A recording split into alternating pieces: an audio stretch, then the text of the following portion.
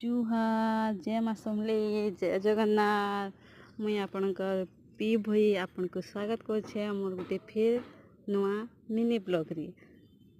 तो आज घरे बसी बसी बोर लगुला तो मुई आम हिरो बाहरनु बुले जावाली।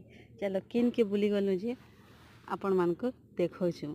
ई रास्ता किए देखी जान किन साइड रे जदि जानबे बेले कमेंट रे कहबी।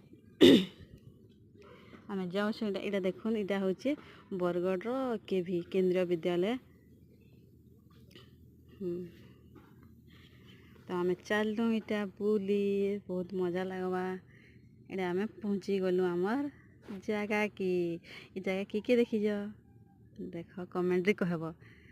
आम इटा चना मुढ़ी खाइबार लगी आसीचु आमर बाबू संगे। तो देखुन ई दादा जीजी खाई देखब के बढ़िया टेस्टी लगसी। ताकर चना मुढ़ी बहुत बढ़िया बनासन।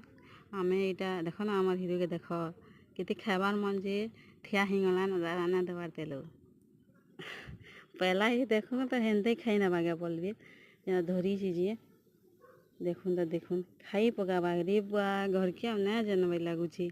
देख देख देख केते कष्ट तापरे बाबू के भर्ती करी आनली एटा तापरे घर के आलु कि दुई लोग खाई बसलु बहुत मजा लगला।